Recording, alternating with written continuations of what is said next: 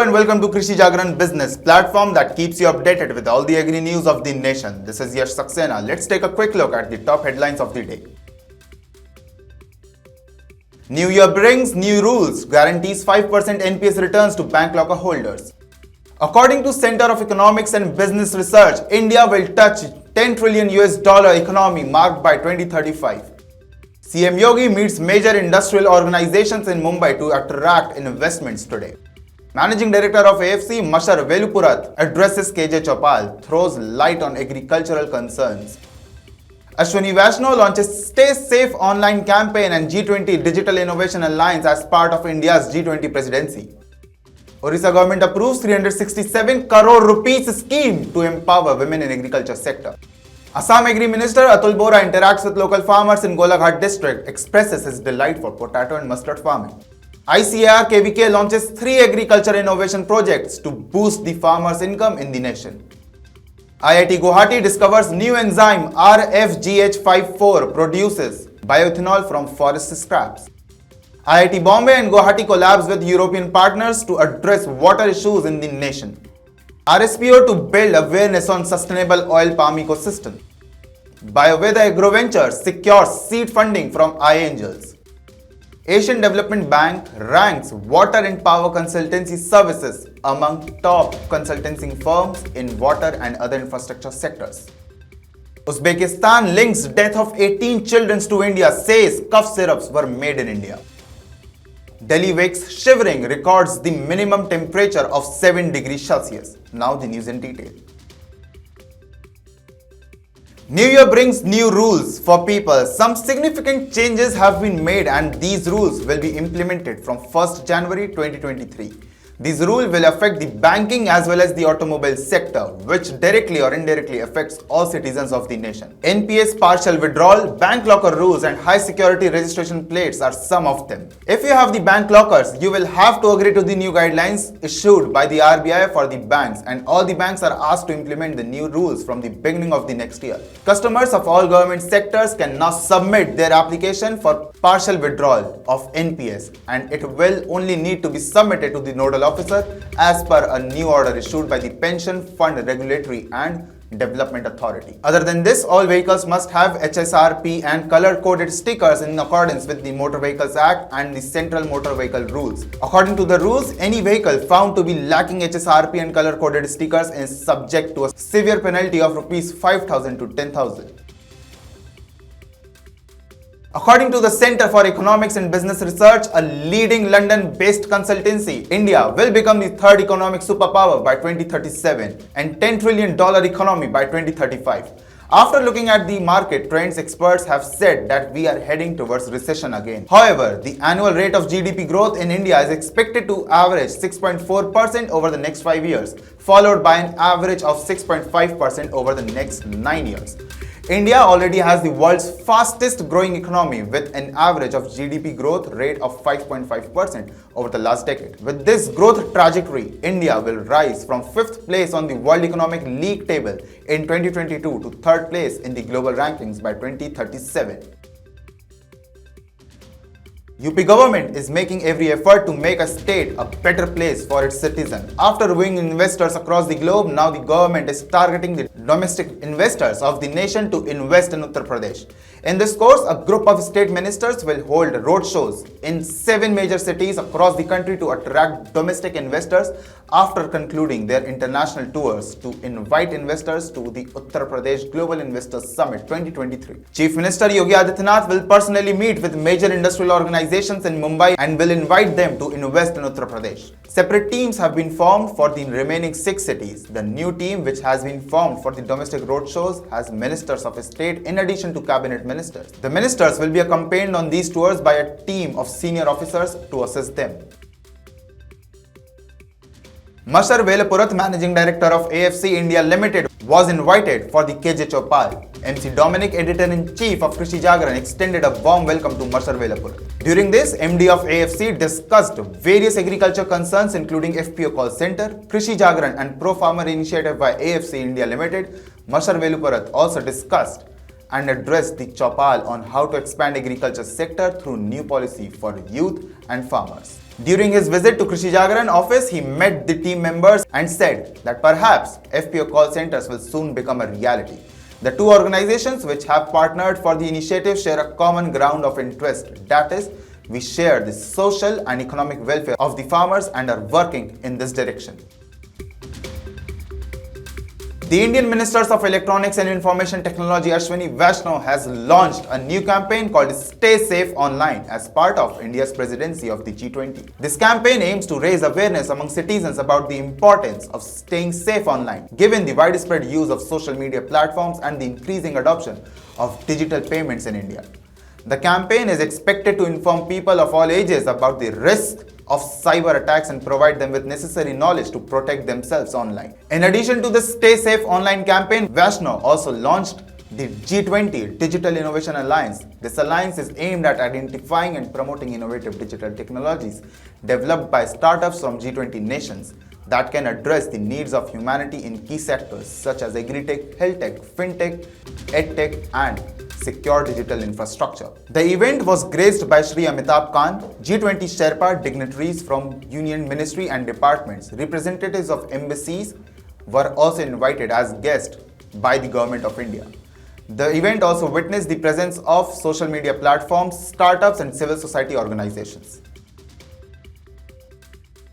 The Odisha cabinet, led by Chief Minister Naveen Patnaik, approved a provision of 367.19 crore rupees for the implementation of the state sector scheme, Empowerment of Women in Agriculture, Promotion of Entrepreneurship for Women Self-Help Groups from 2020 to 2023. The scheme is introduced with the goal of doubling mushroom production across the state through area expansion involving women beneficiaries, making the state self-sufficient in the production of button mushrooms and loose flowers.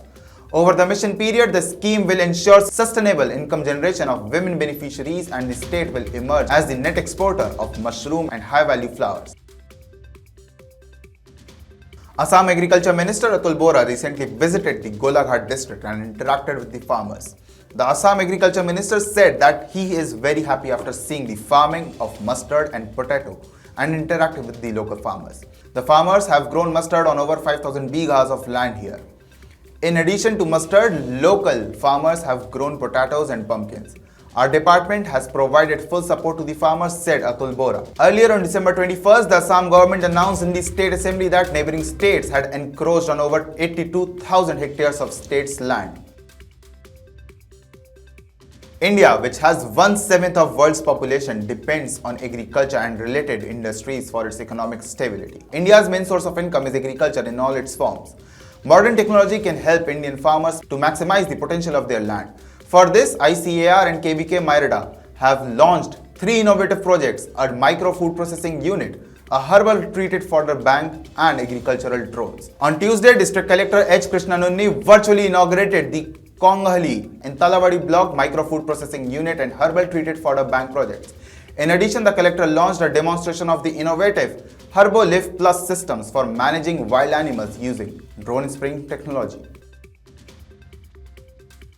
Researchers at the Indian Institute of Technology, Guwahati, discovered that a specific enzyme can efficiently convert woody biomatter into bioethanol, a renewable fuel that can even be used as substitute for gasoline or in food medicine. The enzyme RFGH54 was tested for efficiency by breaking down and fermenting molecules of biomasses such as cotton, maize stalk and small branches, sorghum stalk, sugarcane, finger millet stalk, and maize leaves into simple sugars. The research was conducted by IIT Guwahati and the University of Lisbon in Portugal, and the findings were published in the International Journal of Biological Macromolecules in October. The Indian Institute of Technology, IIT Guwahati and Bombay have collaborated with European partners to address issues in the Indian water sector. Both institutes are working actively towards addressing the staggering issues in the Indian water sector under the Indo-European project, low-cost innovative technology for water quality monitoring and water resources management for urban and rural water systems in India. A core element of the Lotus project is a novel water quality sensor that builds on previous work of École Polytechnique, Paris, France, and has been further developed during the project by researchers at University of Gustave Eiffel in collaboration with IIT Guwahati and the SEME EGM, Sofia Antipolis, France. The Roundtable on Sustainable Palm Oil has taken charge to raise awareness among stakeholders about the importance of creating a sustainable palm oil ecosystem in the country. The global organization, which has over 5,400 members in 102 countries, has stated that it is attempting to avoid the environmental problems that countries such as Indonesia have encountered as they expanded oil palm cultivation. Industries, farmers, non-government organizations and all other stakeholders in the oil palm ecosystem are amongst the members. The RSPO platform has approximately 4.80 million hectares of certified area and has certified over 15 million tons of oil. The RSPO certifies approximately 19% of palm oil produced worldwide. Veda Agro Ventures, India's first integrated online platform for farmers, has recently secured seed funding from India Accelerators Angel Investors Network iAngels. The Agri-Tech platform, which was introduced in February 2022, offers a wide range of agri-services for farmers to sell their agricultural produce, purchase agricultural inputs, and take advantage of credit facilities with lower interest rates. And to take advantage of credit facilities with lower interest rates on single digital platform. Till now, the company has not announced the amount it got yet. But in an official statement, the company said the majority of the funds will go towards business expansion and technology development. The Asian Development Bank, in its annual procurement report 2022, ranked WAPCOS as the top consulting service firm in the water and other infrastructure sectors with the highest sanctioned financed amount. WAPCOS is a Government of India enterprise under the Ministry of Jal Shakti, which looks after engineering, procurement and construction technology in the fields of water resources, energy and infrastructure development. A few days ago, WAPCOS and the Ministry of Jal Shakti signed a MOU for the financial year 2022 to 23 with the aim of assisting the company's expansion. According to the media reports, 18 children have died by consuming cough syrups in Uzbekistan. The Uzbekistan government links these deaths to India, claims that the cough syrup was made in India. Prior to death, 18 kids consumed cough syrup called Doc 1 Max, which is manufactured by Noida-based Marian Biotech. According to the report, a toxic substance called ethylene glycol was found in the cough syrups during the test by Uzbekistan Health Ministry. India has launched a probe into the matter and the manufacturing of the cough syrup has been halted at Noida unit of the pharmaceutical company until the samples are tested. The biting cold and foggy conditions continued in the national capital on Thursday with a temperature of 7 degrees Celsius recorded at the Safdar Jung station. As per IMD, the dense fog and cold day conditions over the northwest India would be reduced for next 48 hours. However, a fresh spell of dense fog and cold wave is likely to commence over northwest India from December 31st. So this was all about the news. Let's take a look at today's quiz question. The question is on your screens. When was the Pradhan Mantri Krishi Sinchai Yojana launched? Option A, 1st January 2015. Option B, 1st February 2016. Option C, 1st July 2015. Or option D, none of the above. You can reply to us via SMS on the number 8800023204. For more updates on Agri News, stay tuned with Krishi Jagran Business. This is Yash Saxena signing off.